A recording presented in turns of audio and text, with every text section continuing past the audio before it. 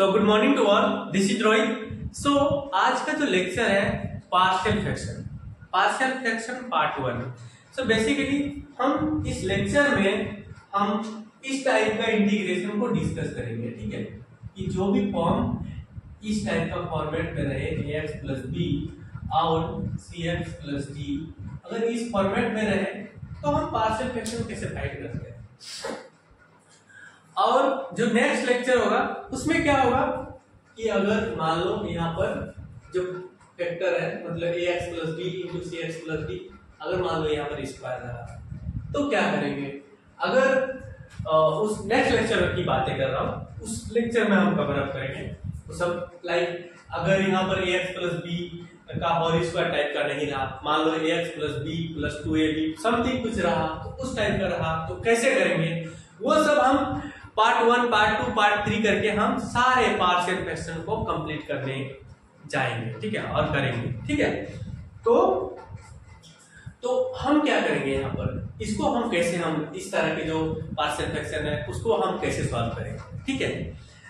तो क्या करेंगे 1 upon ax plus B into c x plus d equal to हम क्या करेंगे a अपॉन इस फर्स्ट वाला जो है फैक्टर इसको हम लिख देंगे यहाँ पर, ठीक है, ax प्लस बी और plus b upon capital B upon ये जो फैक्टर है ये हम यहाँ पर लिख देंगे cx प्लस डी वाला फैक्टर को हम यहाँ लिख देंगे, ठीक है।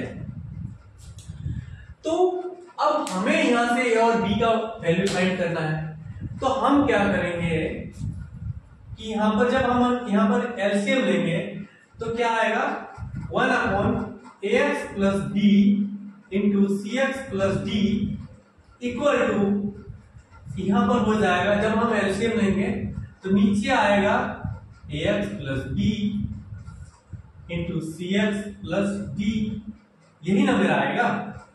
तो हम जब एलसीएम लेंगे तो क्या होगा C x plus D into A plus ax plus B into capital B, ठीक है। तो हम देख रहे हैं क्लियरली ये और ये टर्म कट रहा है, ठीक है, तो इसको और इसको काट दिया, ठीक है। तो अब बचा क्या 1 अपॉन 1 मतलब यहाँ पर ये कैंसिल हो गया तो 1 अपॉन 1 को 1 लिख दिया, ठीक है। तो cx plus D into A plus ax plus B into capital B, ठीक है। तो अब हम a और b का वैल्यू को फाइंड कैसे करेंगे, यहां पर मेरा एक चैलेंजिंग है कि हम a और b का वैल्यू को कैसे फाइंड करें, ठीक है। तो बेसिकली हमें a की वैल्यू को फाइंड करने के लिए इसको हम मान लेते हैं इक्वेशन 1, ठीक है। तो हमें यहाँ पर a और b की वैल्यू को फाइंड करने के लिए हमें इसको जीरो करना पड़ेगा, ठीक है। इस कोएफिशिएंट को हमें जीरो करना पड़ेगा, मतलब इस फैक्टर को हमें जीरो करना पड़ेगा। तो हम क्या माने x का वैल्यू कि ये जीरो हो जाए ये फैक्टर, तो हम क्या करेंगे यहाँ पर मान लेंगे x बराबर माइनस b अपॉन a, ठीक है। जब हम x बराबर माइनस b अपॉन a मानेंगे तो देखो ये टर्म जीरो हो जा रहा है, तो इट मींस दैट कि यहां से जो आया 1 अपॉन, अब क्या करेंगे इस इक्वेशन में इसको मान लेते हैं इक्वेशन को, ठीक है। तो इस इक्वेशन में हम इसका वैल्यू जो x का जो वैल्यू है माइनस बी अपॉन ए यहाँ पर रखेंगे, ठीक है। तो 1 इक्वल टू x के जगह माइनस बी अपॉन ए, तो बचा क्या यहाँ पर x के जगह माइनस बी अपॉन ए रखेंगे तो bc अपॉन ए माइनस bc अपॉन ए प्लस d इंटू ए। जब हम यहाँ पर x के जगह माइनस बी अपॉन ए रखेंगे तो यहाँ पर क्या बचेगा माइनस बी प्लस बी, मतलब 0 इंटू बी तो 0, तो ठीक है।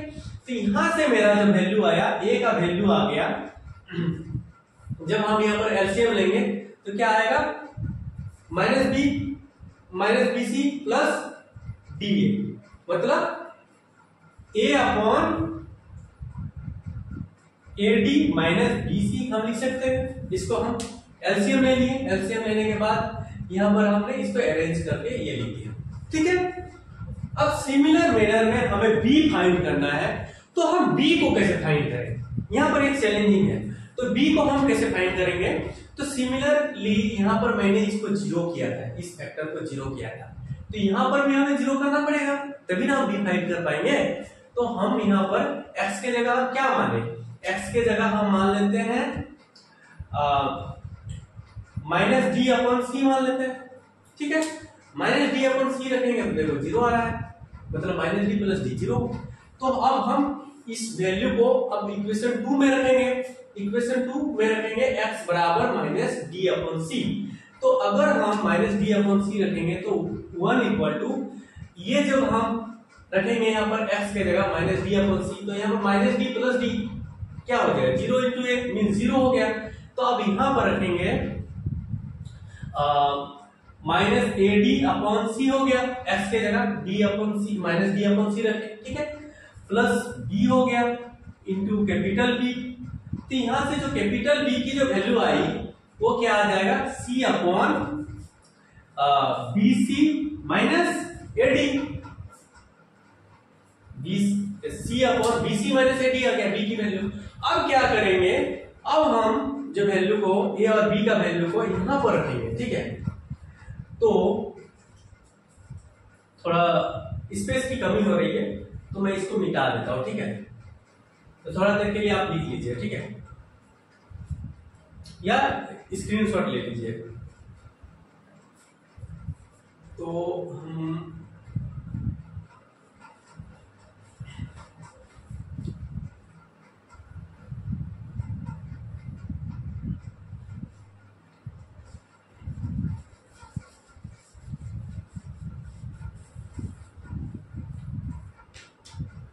ये b का वैल्यू था, ठीक है, ये a का वैल्यू। तो हम क्या करेंगे, a और b का वैल्यू पे सब्स्टिट्यूट कर देंगे।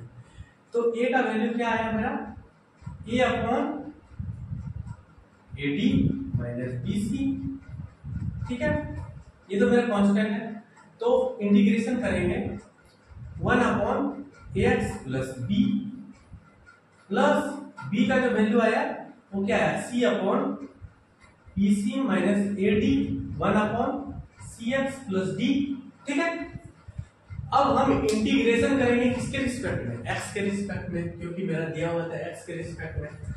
तो यहां पर भी dx लगा देंगे, यहां पर भी dx लगा देंगे। अब क्या करेंगे, इंटीग्रेशन लगाएंगे, ठीक है, क्योंकि इंटीग्रेशन करना है। तो ये देखो कांस्टेंट, मतलब कि अगर इंटीग्रेशन ऑफ ax dx रहेगा तो क्या हम करते हैं कि कांस्टेंट को बाहर निकाल देते हैं, मतलब a बाहर निकल जाएगा, x dx होगा, और x dx का इंटीग्रेशन क्या होता है, a into x square by 2 plus c होता है, ये होता है ना। तो हम सिमिलर वे में हम यहाँ पर ये जो कांस्टेंट है ये भी कांस्टेंट है, तो इसको बाहर निकाल दिए और हम इंटीग्रेशन कर देंगे। तो इंटीग्रेशन जब करेंगे तो a upon AD minus BC integration of, हम जानते हैं ना 1 अपॉन x dx, तो ये क्या मान लेंगे, ये जो पूरा है इसको x मान लेंगे क्योंकि ये तो कांस्टेंट है, या इसको मान लेंगे integration of 1 upon x plus 1 मान लेते हैं। तो इसको जब हम करेंगे तो इसका क्या होता है, log of x plus 1, x का कोएफिशिएंट क्या है 1 है, तो 1 हो गया 1 अपॉन 1, ठीक है।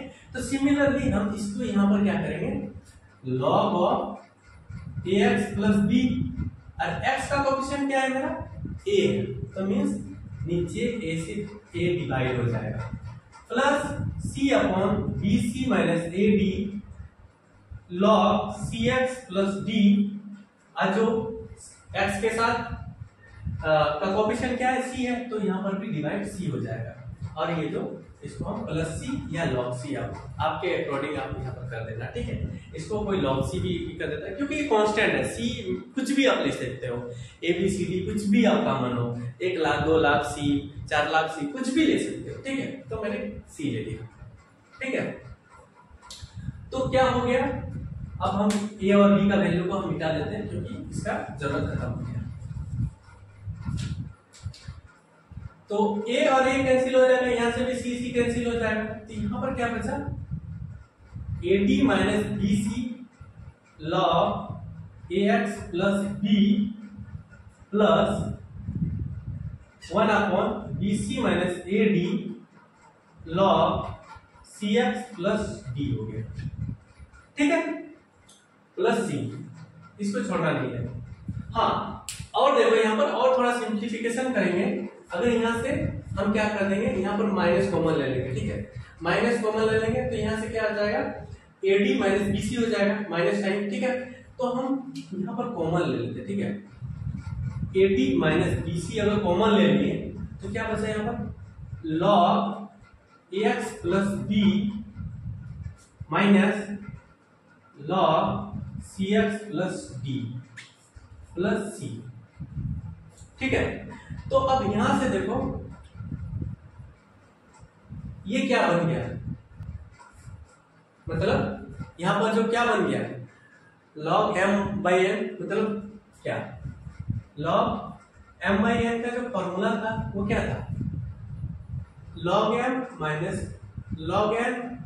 तो हम क्या करेंगे, इसको हम log m मान लेंगे, इसको log n मान लेंगे, तो क्या हो जाएगा 1/AD minus BC log AX plus B upon CX plus D plus C। इसका वैल्यू आया integration of dx upon AX plus B into CX plus D का वैल्यू ये आया, ठीक है। होपफुली इसमें कोई डाउट नहीं रहा होगा, और किसी को कोई डाउट है तो आप कमेंट बॉक्स में आप कमेंट करना, हम विद इन आवर मतलब 1 घंटा के अंदर ही आपको रिप्लाई कर देंगे, ठीक है।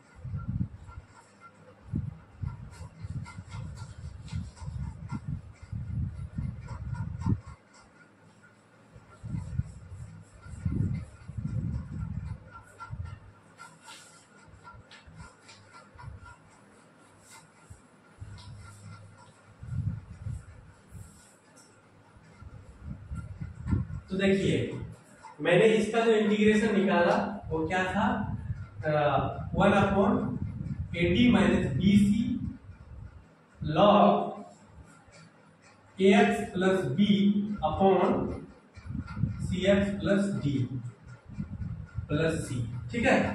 अब इसके बेस पे हम अच्छे अच्छे इंटीग्रेशन कर लेंगे, ठीक है।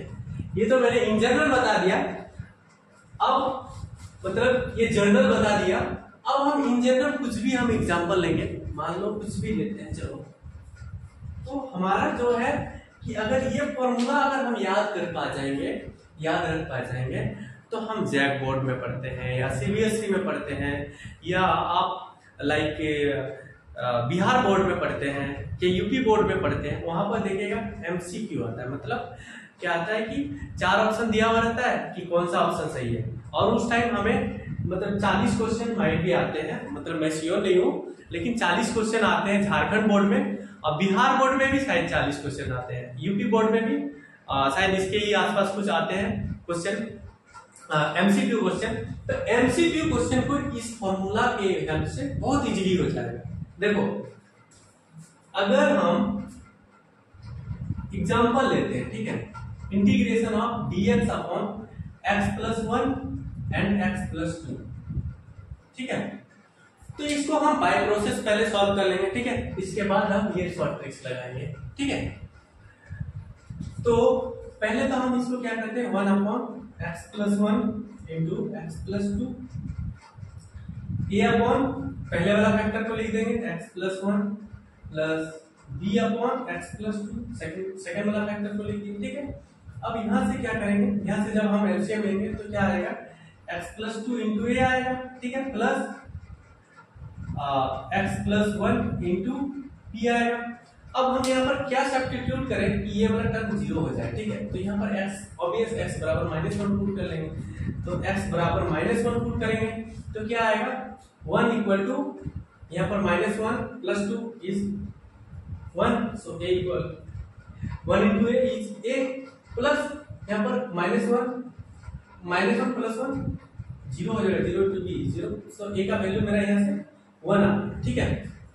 अब सिमिलर वे b का वैल्यू लिख देंगे, यहाँ पर क्या पुट करें कि ये वाला जो टर्म है ये 0 हो जाएगा, तो यहाँ पर हम -2 पुट कर देते हैं, ठीक है। तो पुट x इक्वल टू -2, ठीक है, मान लेते हैं -2, तो यहाँ पर जब हम रखेंगे इस इक्वेशन पे रखेंगे, इसको मान लेते हैं हम इक्वेशन 1, ठीक है, इक्वेशन 1। तो इक्वेशन 1 मान ली, तो इक्वेशन 1 पे हम रखेंगे जब, तो क्या आएगा 1 इक्वल टू ये -2 + 2 0 हो जाएगा, मतलब 0 × a 0।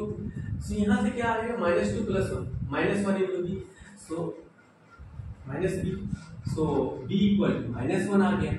अब क्या करेंगे, यहाँ पर रखेंगे a और b का वैल्यू को, ठीक है।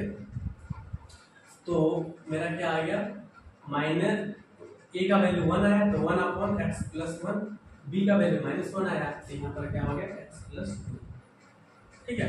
अब क्या करेंगे, इंटीग्रेशन लगाएंगे, तो क्या हो जाएगा, ठीक है। तो इंटीग्रेशन करेंगे तो ये क्या हो जाएगा log x + 1, ये क्या हो जाएगा log x + 2। तो फाइनली क्या हो जाएगा, यहाँ पर भी log m/n का फॉर्मूला लगाएंगे, तो +c, ठीक है, +c छोड़ना नहीं, क्योंकि हम मतलब अनडिफाइंड इंटीग्रल कर रहे हैं, मतलब तो वहां पर हमें कांस्टेंट वैल्यू लेना ही पड़ेगा, ठीक है। तो log x + 1 on x + 2 +c, ठीक है, ये आ गया, मतलब इस इंटीग्रेशन का वैल्यू ये आ गया। तो हम क्या लेंगे, इस इंटीग्रेशन का value log x + 1 upon x + 2 +c, ठीक है, ये आ गया।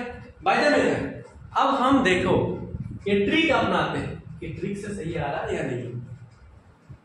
तो यहां देखो a के जगह में क्या आया, ये माइनस नहीं है, ठीक है, ये x ही था, माइनस नहीं समझ लेना, नहीं तो फिर गड़बड़ हो जाएगी, ठीक है। तो a के जगह में क्या है, कोएफिशिएंट 1 है, b के जगह 1 है, c के जगह 1 है एंड d के जगह 2 है।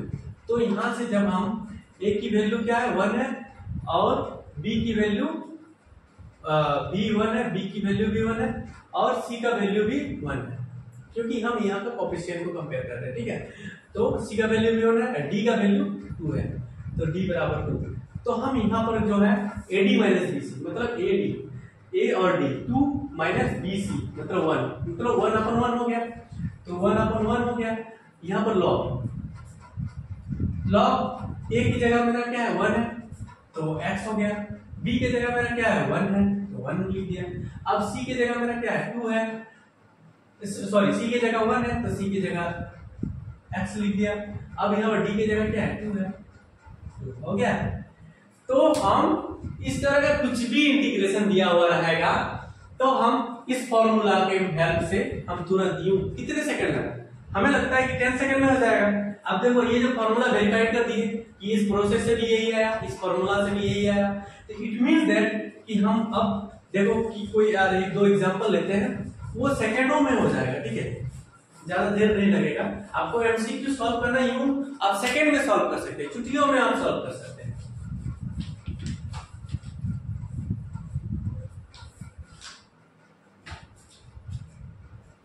तो हम मान लेते हैं integration of dx upon x plus, यहाँ पर मान लेते हैं 2x + 1, यहाँ पर 3x + 2 मान ली, ठीक है। तो अब हम क्या करेंगे, यहाँ पर कंपेयर करेंगे, a का वैल्यू कितना है 2 है, b का वैल्यू कितना है 1 है, c का वैल्यू कितना है 3 है एंड d का वैल्यू कितना है 2 है, ठीक है। अब AD - BC करेंगे, तो AD - BC करेंगे तो 1 आएगा, तो 1/1। अब log ax + b, तो a के जगह कितना है मेरा 2 है, तो 2x, b के जगह कितना है 1 है,